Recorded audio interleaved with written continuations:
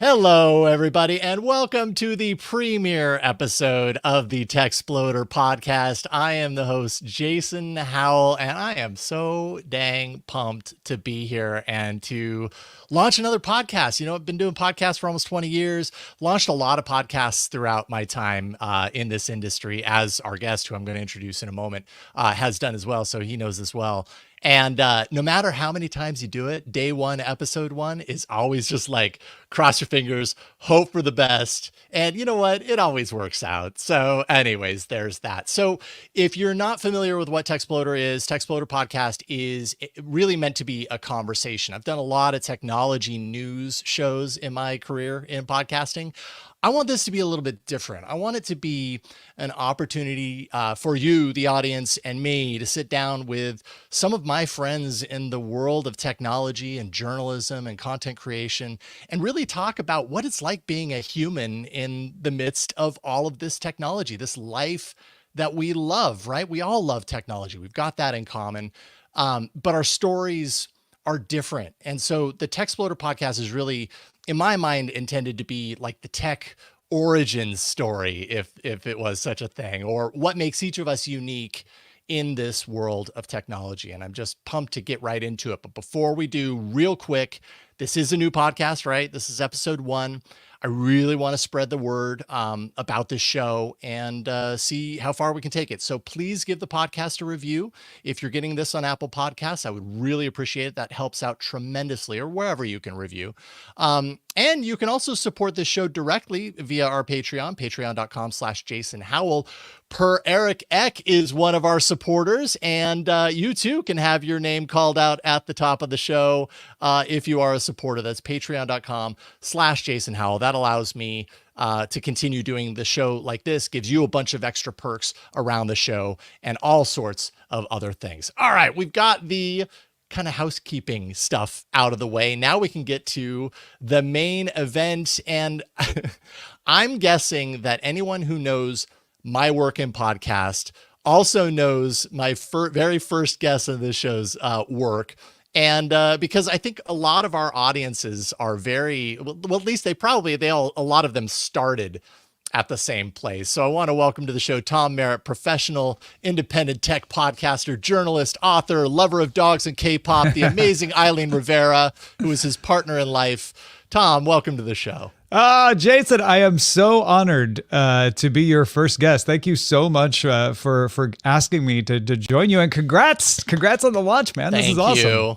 Yeah. Did you like connect with what I was saying as far as like day one new podcast? Like like, you know that you're capable, yeah, and you know that it's going to go fine, but no matter what, like those like butterflies are always there. Oh yeah, no, absolutely. And is this the one that's finally gonna, flop? Is this the one no one's gonna show up for? And thankfully, Totally. You've got a bunch of great folks showing up in the chat and supporting you, and it's fantastic. So yeah, you got this. This is not gonna be a problem. But I totally understand those butterflies. Yeah. Well, you say you got this, and one of the big reasons that I'm bringing you on as my first guest on this show is because I don't see it as me. I see it as we. I just want to take a second and appreciate you, shower you with a little bit of appreciation, Tom Merritt, because that makes me totally uncomfortable, but thank you. I know it does, but honestly, I don't get a lot of opportunity to do this. And I just need to say, Tom is one of the kindest, knowledgeable, thoughtful, wicked smart people that I know in this industry, and damn good at being a career podcaster, a creator, a journalist, and just always willing to help. Like, I feel like anytime throughout my career, I've been able to call you up and, get honest feedback, honest insight, ideas, bounce things off of you. You're just always a wonderful collaborator. So I really appreciate you. Well, thanks, man. I do appreciate you saying so. To me, it just Even feels if it makes natural. you uncomfortable. Yeah, I mean, if you text me like, "Hey, do you have time to chat?" I will make time to chat. Like, I may not have time right that second, but if I do, we can chat right that second.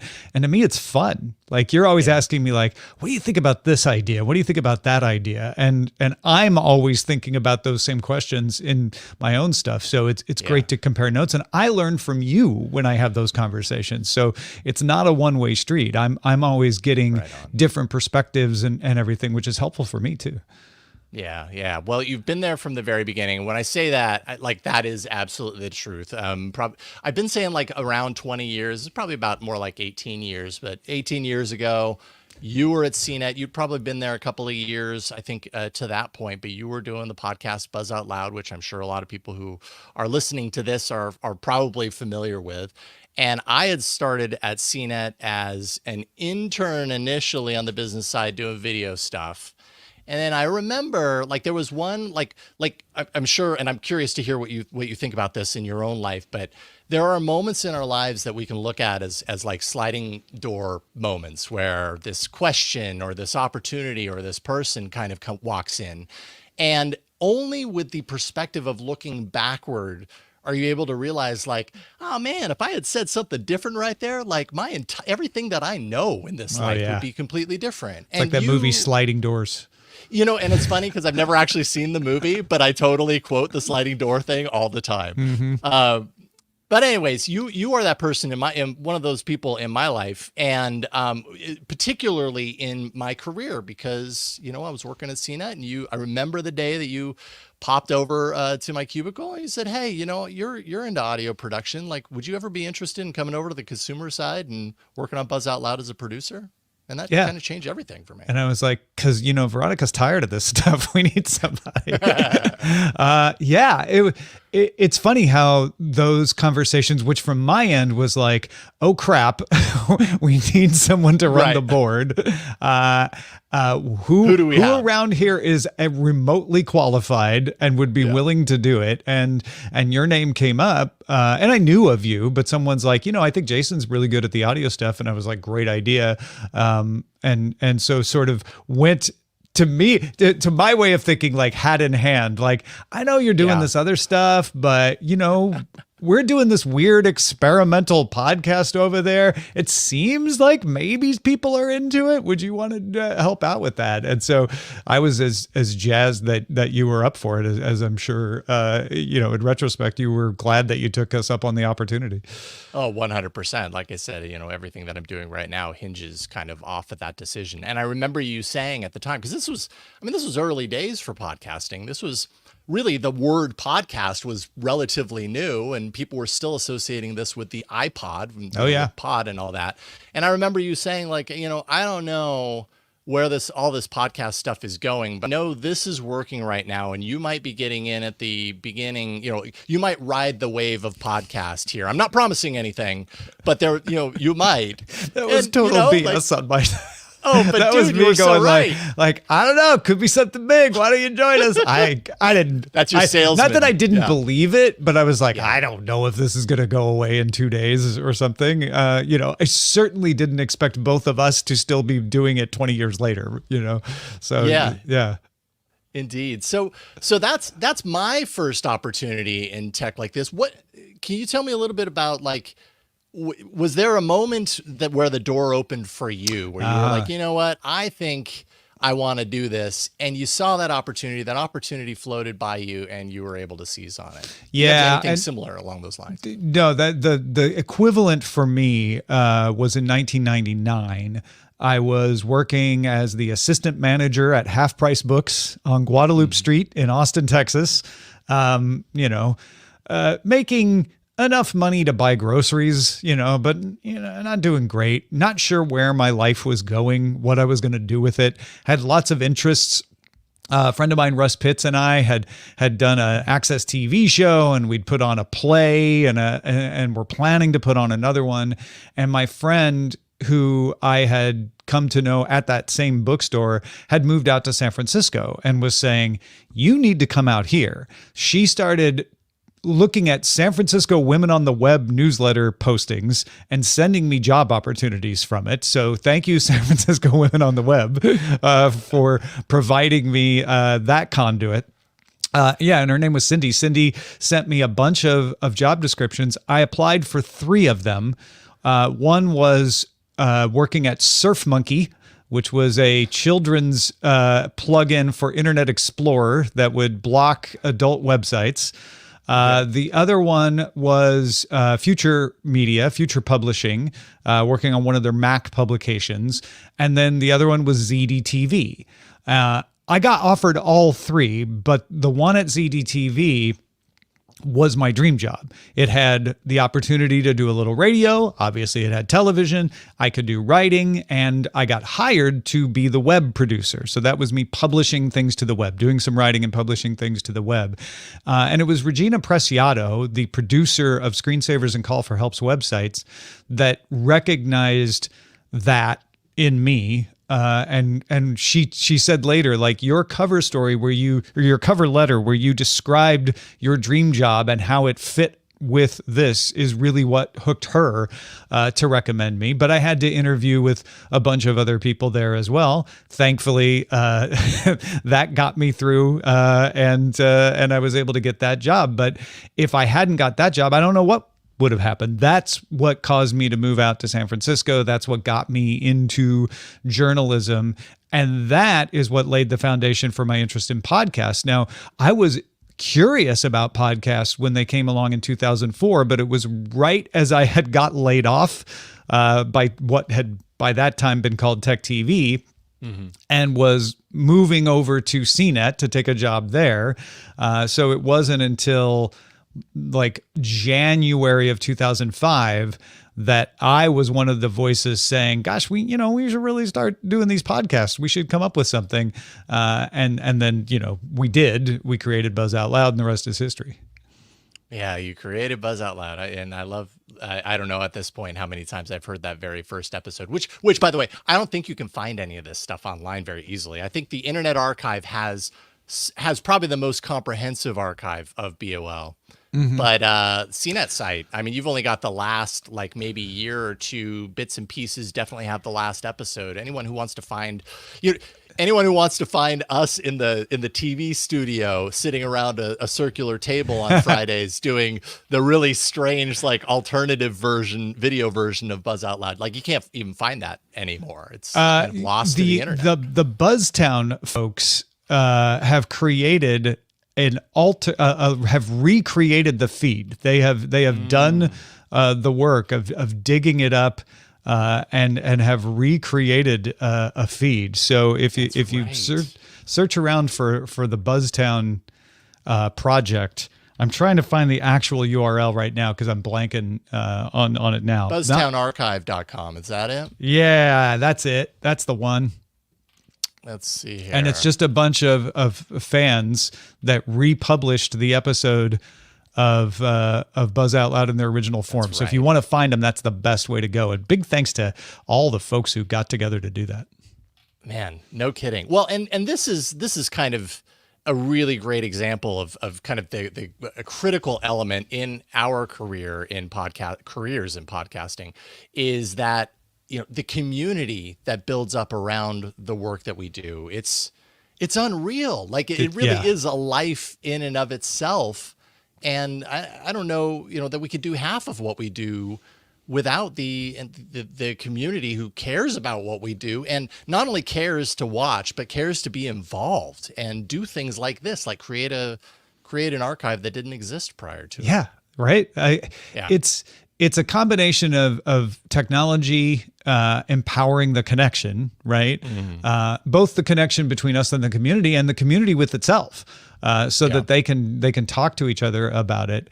And I think it is something I learned about at TechTV with its community. Did not think I was going to experience again when I left TechTV, and was blessed by being able to experience it again with Buzz Out Loud, and have stayed in some tributary of that community ever since. And I'm sure there are people who you are connected with through these shows that have been there from the absolute very beginning, like from the first time you popped up on Tech TV or whatever your first visible public kind of appearance was. there've got to be some people who are following you now who literally, like at this point, a third to a half of their life, like has been spent with Tom Merritt in their ear or on the screen in front of them as a constant. That's amazing. I kind of am unbelieving sometimes when someone is like, yeah, I used to watch you on TechTV. I'm like, did you though? I mean, I wasn't on that much. I wrote on the website, but yeah, there are definitely people who were active in the TechTV message boards, in the TechTV chat, and then active in the CNET message boards and the CNET chat. Who have just come along the whole way. I mean, one of the ones I remember the most is Carl, the med student, who's now Dr. Carl. Like Dr. Carl, yeah. We didn't put him through med school, but we accompanied him on his journey. I remember being excited, and I still get emails from Carl from time to time with comments on stuff. It's fantastic. Yeah, the lives evolve. It just, I mean, obviously, duh, everybody's lives continue on and everything, but it goes much further beyond this is a name on a screen to suddenly, like years and years later, you realize we know so much more about them because of their interaction. We see how their lives have developed and how they're now a professional and how now their hair is graying and, you know what I mean? They used to look like a kid and now they're like middle-aged and they have a family, and it's really cool. That's kind of at the heart of like what I love about the idea of what we're doing here, having a conversation about technology, is that, as technology fans, we love the digital bits and we love, the gadgets and all this kind of stuff. But really at the end of the day, we are human beings living with this technology and in this technological universe together. And we all share that kind of passion. Like when you were a kid, did you think, I want to be in technology somehow when I grow up? Or was that not even on your radar yet? What did you be when you were younger? The technology that I was into when I was youngest, like most kids, was gaming related, right? Yeah. It was those, actually, I think I have one here. The little Mattel, electronic games, little handhelds. The little handheld things. Like that. Basketball and auto racing and baseball. And then the big one was when I got the TI 99 4A. That was my first computer that I saved up money for an Atari 2600, and my dad gave me an option of using what I had saved up to get the 2600 or get the TI 99, which was twice as expensive, but he'd pay the difference. And that's an opportunity. That's a great opportunity. Yeah. Once I did that, I was into programming. I got the cassette, adapter so I could store programs on a cassette machine. I was creating my own games. And it was all about games, right? I wanted the 2600, but I got the TI. So the TI, I got some of the game cartridges, but then I realized I could make my own games. So I made a slot machine. That led to the Commodore 64, and the Commodore 64 had more capabilities in its BASIC. And so I could do more sprites and things like that. And I also took a programming class at Kaskaskia College for young students during the summer, and I learned to program Apple Basic there.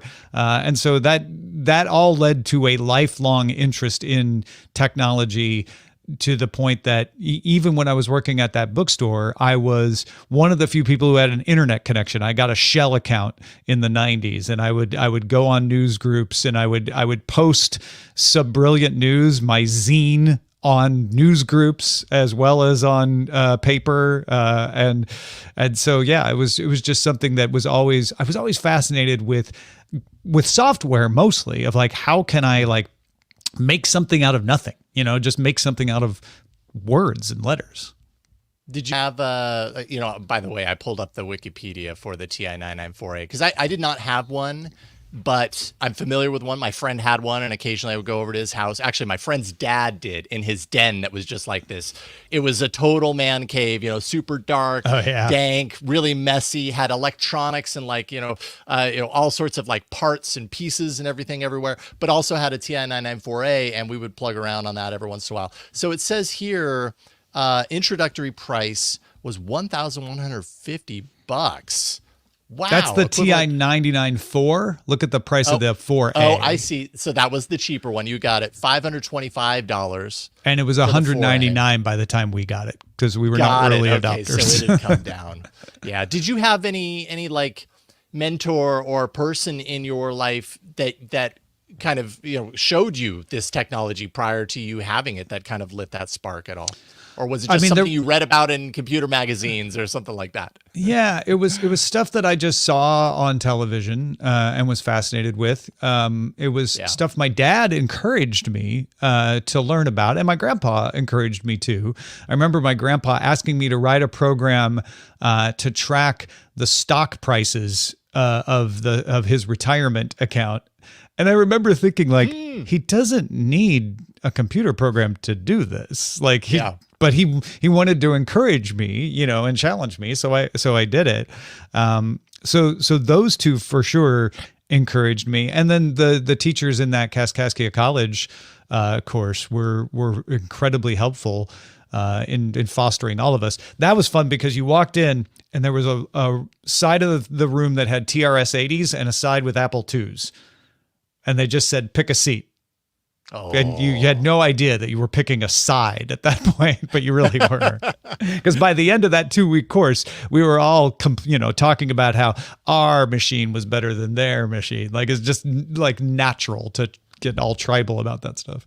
Yeah. That, what that's doing for me? That's reminding me, I have this very faint, like vague, but I know it actually happened, memory of going to a computer summer camp. And it was like a week-long summer camp out in the woods somewhere where one of the big kind of buildings, wood, total like rustic wood buildings or whatever, like log cabin sort of things. But on the inside, it was gigantic. And on the inside, they had all these computers and you could learn turtle graphics. Oh, and right. That was...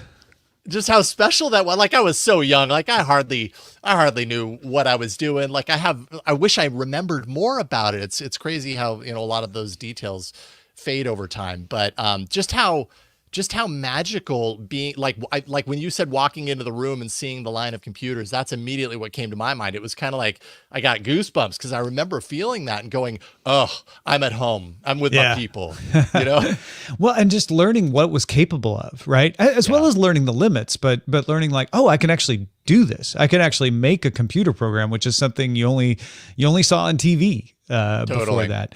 The one thing I never got in high school was into BBSs or anything because my dad did not want a modem. He was a little security conscious, a little possibly paranoid. But that was at a time when long distance calling was a way to go bankrupt, right? Because they charged a lot of money for calls. So I think he was worried about accidents as well. But I never got in the internet until I got to the University of Illinois. My first internet experience was in a journalism class where we used a computer lab to write and research stories. And I remember the computer lab manager very sternly warning us that we must log out, not just log in, because there were a certain amount of seats on the mainframe you were logging into. And if you didn't log out, that seat could not be released without him having to go in and, do a lot of trouble. So it's funny to think like, oh yeah, you had to log out of stuff. But that was impressive because it was my first experience with worldwide information where we could go on and find out, candidate Clinton's and then later in the next semester, President Clinton's his plans, well, it wasn't President Clinton, actually. It was just candidate Clinton because I graduated after that. But anyway, we could find out his itinerary, like what he was doing, where he was going. And it just felt like such privileged information. You'd go for it. You'd get the official presidential George Bush schedule and Governor Clinton schedule, and you just felt so important. Nowadays, that stuff is commodity, right? Your problem is finding a version of that isn't clickbait, that's actually accurate. But back then, it was unprecedented to have that kind of access. Indeed, our model was, going into the library and working off of information that was, years, if not decades old. Hold on to the thought of internet memories, because I definitely want to ask you a question about that right after this pause. All right, let's talk a little bit about the internet. You brought it up. I'm not sure. Maybe this is your fondest early internet story or memory, but if it isn't, or maybe come up with another one. Like, is there something from the early days of the internet that really kind of captivated your mind and I don't know, just kind of lit you up with possibility, I suppose. Yeah, that would be the earliest memory. That story of being able to access Gopher and email and all of that, and then going on to news groups and being like, oh, I can publish my zine articles. I was doing parody news. And then I found out the Onion existed and we're doing it way better, but I kept doing it anyway. Good. Keep I would doing go it. on to news groups and post them. I was very vociferously against the graphical web. I just thought that was going to ruin everything with advertisements. And I was that guy in the 90s in my insufferable you weren't 20s. Wrong, Tom. Yeah. Now you saw I think it coming. Now I think I am less accurate than I would have thought back then. But anyway, I think probably the fondest memory I have is the first time I created a website. And that was not through my internet connection. In fact, I was not making a lot of money, but I went to the expense of subscribing to a second internet connection because it gave you 5 megabytes of free space to create a website. 5 megs. Yeah. Wow. Huge What did amount, you do with that wealth right? of storage? Like, I'm not going to fill that up. That's awesome. So I signed up for, even though I had a shell account through CCSI, I signed up for a graphical web account from AT&T WorldNet because I wanted to get the free space. And in fact, I signed up for AT&T WorldNet and then found out that the free space only came with a higher level tier that was more expensive than I wanted to pay. So I changed to Concentric.net. That was my actual first website, was Concentric.net/AceDetect. Because that was my username on Concentric. Right. And I published the zine. I took the zine that I had done on paper that had been on the news groups, and I created a website for it. And that eventually became subbrilliant.com, which is still out there. I haven't updated it in years, but it's still up. But that first time that I published something and it was on the web and you could see it, and I was like, okay, I guess the graphics aren't all bad. It was mind blowing that I'm like, I've published something for the entire world. Now I'm looking, if you're watching the video version, which is on YouTube, by the way, go to Techsploder channel to find that. Your subbrilliant.com site's looking a little bare. There's a lot of black space there. That's Subbrilliant Corporation. Click on Subbrilliant News. And that it says forecast podcast. Oh, yeah, okay. no, there's some updating that needs to be done there for sure. But if you click on Subbrilliant News, that's actually what the original site was. Got it. Oh, this looks a little better. Yeah, there we go. There you go. Yeah, we got it. Wow. Okay. Oh man, that's so rich, man. Looking at your archive and seeing it dated all the way back to like 1993-2000. That's amazing. Yeah. If you click on the 1993, I think I actually even have like a replication of the 1993 means that I'm including stuff from the printed zine and the news groups and stuff. Yeah, that's right. No kidding. Yeah, Entire premiere issue in JPEG. There you go. Wow, dude. This is really impressive. I'm not sure that I've seen all this stuff before. June 2nd, 1993. Yeah, that's the first printed zine. Yeah, volume 6 ounces.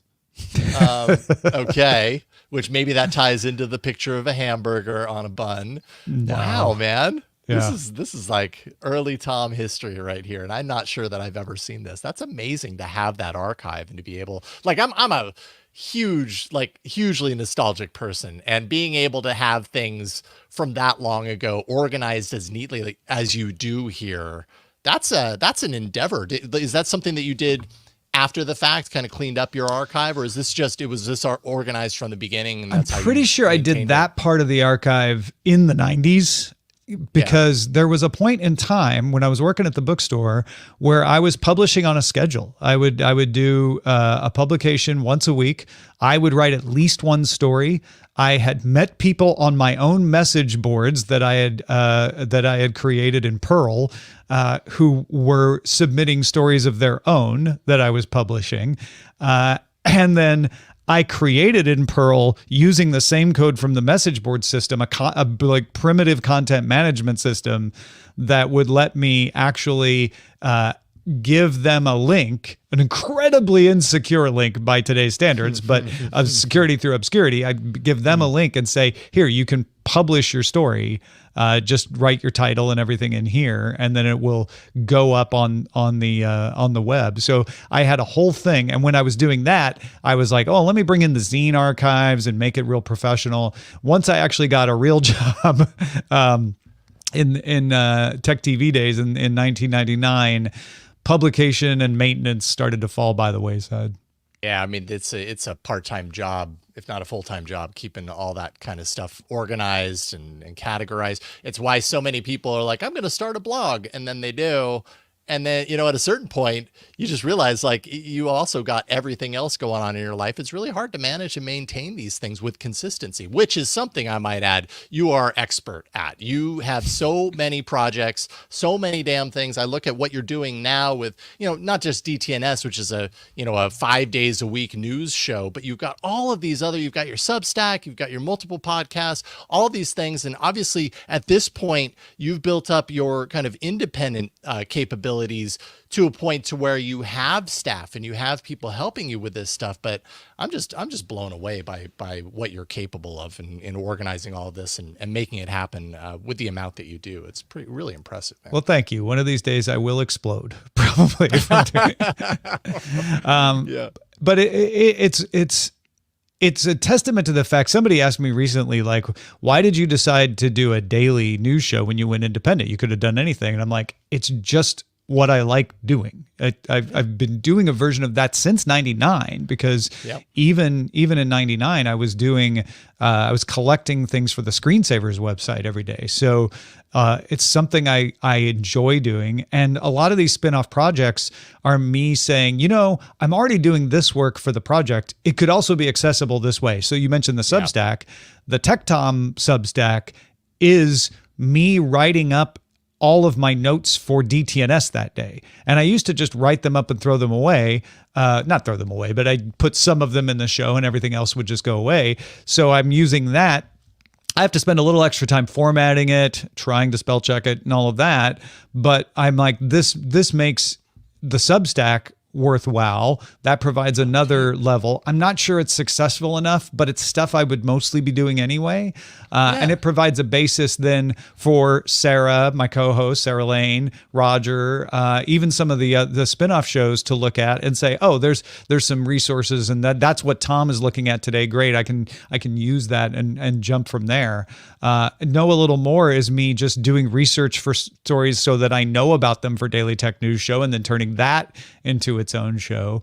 So yeah, a lot of it is just me interested in the topic and taking aspects of that interest and saying, well, we could repackage that and make it into something else.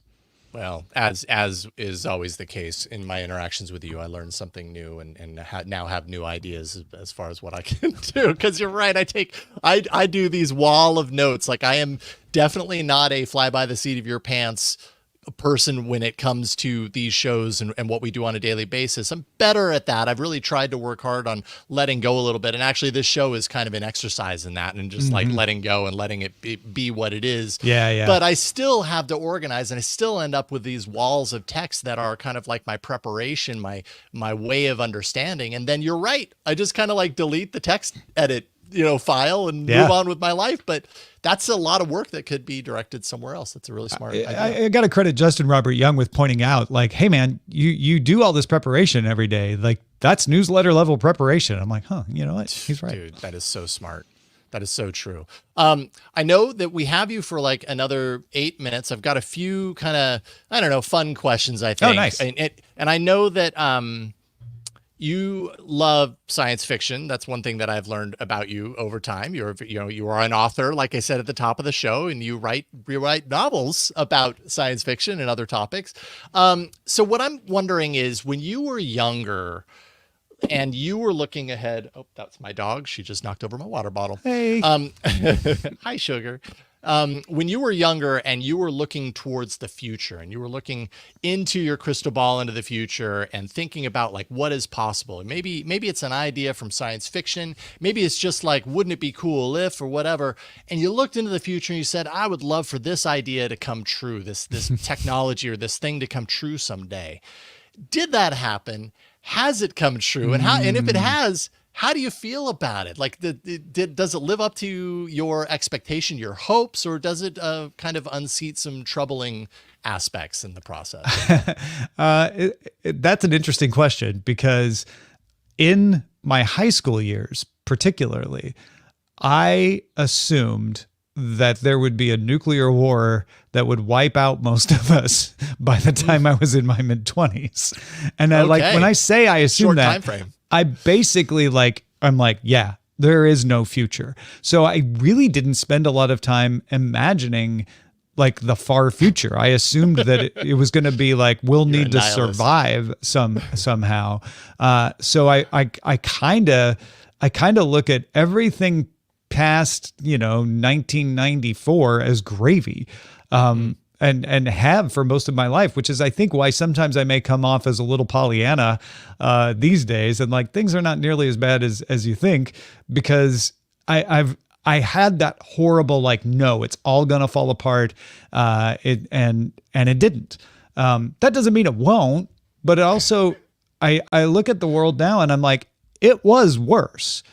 Like, it doesn't feel like it could have been, but objectively it was. And so I feel more optimistic now than I did then.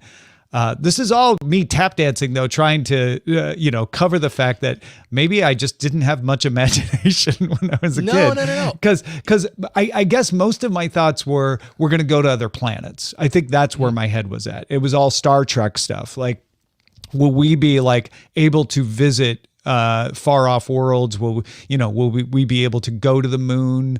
And that's where my imagination was. It wasn't with the near term technology. I didn't even imagine anything like the internet became. I mean, I knew that things like CompuServe and stuff existed when I was in high school, but I did not imagine, the worldwide communications network and the worldwide entertainment things that we had. I do think that we still underestimate our ability to finally adapt to technology while we're in the middle of adapting to it, because most of the concerns I hear about technology now mimic concerns of previous technologies, like VCRs with piracy, like television with, degrading young minds and screen time and all of that. And that's not to say the concerns aren't valid. They are. That's how we adapt, is by having the concerns and figuring out how to deal with them. But we do generally figure out how to deal with them. Now, maybe this is the time we don't, right? That's what I hear a lot of people say, is like, this time is different. But every time up until now, everyone has said this time is different. Yeah. So I think that's the one thing I would hold on to, is that we're probably better at dealing with this stuff than we think. It just doesn't feel like it until we've dealt with it. Yeah, when you're in the moment, it feels much larger than it does when you're hindsight looking back and you're like, oh, wait a minute, I survived. Everything's okay. And actually, this question does tap into one of our patrons, actually the executive producer, one of the executive producers of this show, Jeffrey Merritt, asked a question saying, and it's very similar along this line, wondering on what Tom's views are about his content being incorporated into generative AI, large language models, training databases. Are you for, against? Any other thoughts related to that? What do you think? I've got a little Linux hippie in me. So I have generally considered that my creative output is probably something that is best opened for other people to make use of. That's why I've always put things on a Creative Commons license, and that when people support me, they support me because they see value in what I do and they want access to what I do first, versus having to hunt around for it. And that principle means that I am not terribly concerned with someone scraping my content and using it to train a large language model, partly because I understand that large language models are just really, really fancy and really, really talented mimicry bots. And that is definitely oversimplifying, but I kind of oversimplify to counter the narrative that they're stealing my data. They're not stealing my data. They use my data along with billions of other points of data that mine get lost in to try to figure out, like, oh, is this how humans talk? Is this how humans write? Is this what the next word should be that makes sense? So I'm not too worried about that. On the other hand, I do think that this use of data is new, and I'm very sympathetic to people who say, no, I don't want my work to be trained and be able to possibly be output. Because if it's trained on my data and it's good at predicting what words should come next, sometimes it's going to predict my words to come next. That's just a natural outcome. And so I do think it would be appropriate for some kind of law or agreement or system that says, yes, under previous copyright law, it's a fair use because it's so transformative to take this data and train on it, but that's not how people feel. And so you should get permission. This should be a new category of, if you're going to train off someone's data, you should have the right to do that. And Creative Commons could be a way for you to flag that and say, you don't have to pay me, go ahead and train off of it. And anyone who doesn't flag that, licenses should be struck, same as anything else. But yeah, I think, I also think copyright law should be a lot shorter. So I think stuff that's really, from the 20s and everything, that should all be trainable. But it's clear that people feel a sense of unease that their data is being used. And so I think there ought to be new rules that recognize that. Yeah. There's a certain kind of sense of this moment with this technology that the scale is different. The scale and the possibility of that wide-reaching scale, it means that it's capable of something more than was before. And I would absolutely agree with you. I think, whether it lines up or not with, the letter of the book or whatever, the fact is people feel very strongly about this. And certainly there's some fear in there. And, maybe some of that comes from not knowing or understanding the technology to the degree at which maybe they could or should. But there's no sense in denying people how they feel about the impact of this kind of technology and pretending like it doesn't exist, because it does. It goes along with another principle I have, which is people much prefer to opt in than to opt out of things. And I think that's one of the driving principles here is, if you say, hey, may I use your data to train? And you have the chance to go yes, or, well, if you pay me, or no. That's a whole different situation than, oh yeah, we totally scraped all your stuff. You didn't even know it. I think that's what bothers people. Yeah, indeed. Tom Merritt, you are amazing. We are at the end of the chat here. I really appreciate you for so many reasons. Not just because you are the first guest on this show, but you've been a constant throughout my career, and I literally would not be doing what I do right now if it weren't for you and your influence and your kindness and your generosity and everything. So thank you for being who you are. You are an amazing person. Well, thank you, Jason. I'm also argumentative, so I'm going to push back and say, I bet you would still find a way to be doing this no matter what, because you are incredibly impressive. Just watching you recently launch all of this and all of the effort and all the communication and the promotion and the care and consideration that you've put on it is incredibly impressive. And that is all down to you and your own talents. So you should take all the credit for that. And well done, man. It's fun to watch. Thank you. I'm having a great time. And getting a lot of confidence through these conversations. So, Tom Merritt, if people want to follow your work, obviously, dailynewsshow.com is the site that has all of your stuff. Is that kind of the main place that you normally point people to if you have one link? if you want my tech stuff, that's where it all is going to show up. DailyTechNewsShow.com is the main thing I do. There's also techtom.substack.com, which is that newsletter that we were talking about earlier. If you want to get a little more of my opinion, I play more of a moderator role on DTNS. So if you want to get a little more of my take on things in your inbox every day, it's techtom.substack.com, and TomMerritt.com kind of brings all of it together, so you can check me out there as well. Has it all in one easy to find place. Tom, thank you again, and I'll definitely be in touch because I will have questions throughout the posting of this episode. I look forward to it, man. Right on, Tom. Thank you. Such a pleasure, and good luck prepping for DTNS today. Thanks. I got the rundown open right now. I'm ready to go. All right. All right, get to it. Thank you again, Tom. I'll remove you from the stage. You are amazing. Listen up, everybody. I could not do this podcast without your support. The most direct way that you can support me right now, as I'm building all this stuff up around me, like we were talking about, is at Patreon. So if you go to patreon.com/Jason Howell, there you are going to find the Techsploder Patreon, which does include the Techsploder podcast and all other things that I'm doing. There's a lot of tiers. We offer ad-free shows, early access to videos, a Discord community, regular hangouts. I'm doing hangouts like via Zoom with patrons, Q&As with me, Q&As with me, as well as the extended Techsploder fam, and a whole lot more.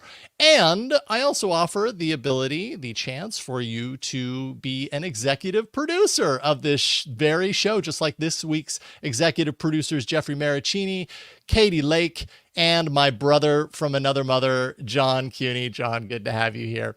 Thank you all for supporting this independent podcast and for allowing us to do what we do. Techsploder podcast records live every Friday at 10 a.m. Pacific, 1 p.m. Eastern on the Techsploder YouTube channel, with the audio podcast publishing to the feeds later that day. Do not forget to like, rate, review, and subscribe wherever you happen to be. And you can find everything you need to know about the show at techsploder.com. Thanks again to our guest, Tom Merritt. Thanks to you for watching and listening. I'm Jason Howell. I'll see you next week on another episode of the Techsploder podcast. Bye, everybody. Thank you. It was a lot of fun.